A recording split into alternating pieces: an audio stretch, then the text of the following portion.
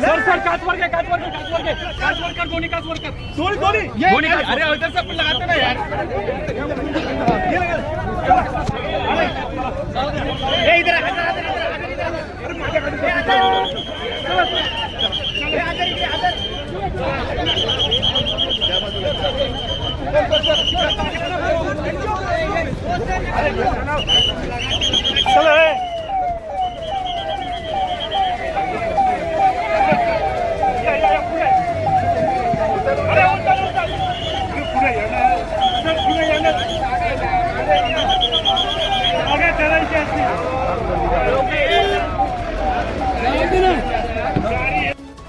न्यायालयाने तुम्हाला तुमची देखील बाजू मांडण्याची एक संधी दिली होती. तुम्ही न्यायालयाशी काय बोलले आहात? न्यायालयाशी एवढंच बोललो. मोबाईल पाठवून घ्या ना जरा, खाली घे ना थोडा, खाली घे फक्त.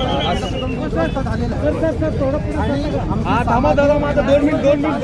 मोबाईल थोडा खाली घ्या ना, मोबाईल खाली घ्या हो. सर्वात महत्त्वाचं मोबाईल खाली घ्या ना. थांबा 5 मिनिट थांबा, काही नाही होत. लोक यासाठी लोक शांत बसा. आपलं सरकार, आपलं प्रशासन, आपली न्याय व्यवस्था आपल्याला मोकळा सोडणार नाही. आपल्याला काही क्लरिकल वर्कमुळे 29 तारखेला ऑर्डर रिझर्व ठेवली आहे अशी देखील माहिती आमच्यापर्यंत पोहोचली आहे. नेमकं कोर्टरूममध्ये तुम्हाला असं काही सांगण्यात आलं का? नाही, असं मला काही सांगण्यात आलं नाही. यामध्ये बरं, तर 29 तारखेला तुम्हाला न्यायालयाकडनं अपेक्षा आहे? नक्कीच 29 तारखेला अपेक्षा आहे आणि नक्कीच अपेक्षेप्रमाणे निकाल लागेल असं मला वाटतं. हा सगळा प्रकार जेव्हा झाला, राज्यातील संतापाची लाट होती, हे सगळं फास्ट ट्रॅक कोर्टात चालवलं गेलं. या आतापर्यंत झालेल्या तपासाबद्दल तुम्ही समाधानी आहात? नक्कीच समाधानी आहोत. आणि सर्वात जास्त जे समाधान आहे माझं ते आपलं पोलीस प्रशासन आहे, आपलं सरकार आहे, आपली न्याय व्यवस्था आहे.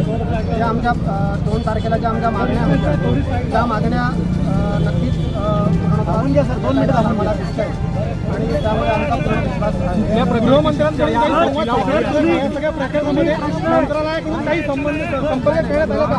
मुख्यमंत्री कार्यालयाकडे संपर्क करण्यात आला का? गृहमंत्र्यांनी मुलीचा बाप म्हणून यांची भावना बरोबर आहे, पण एक सर्वसामान्य जनता म्हणून आम्हाला परत हा प्रश्न आहे की 25 तारखेला निकाल लागला होतं, असं काय कारण पुढे आलं की ते 25 ची 29 झाली? दुसरा माझा अजून एक प्रश्न आहे की आम्ही थोड्यापूर्वीच बघितलं की त्या नालायकाला त्या नराधामाला पोलीस सिक्युरिटीमध्ये बाहेर काढलं गेलं. प्रॉपर मागे पुढे जागा होता आणि ह्या मुलीच्या बापाला एक पोलीस नाही त्यांच्यासोबत. आम्ही सर्वसामान्यांच्या सोबत इथे आलो आणि इथे पोलीस ठीक आहे.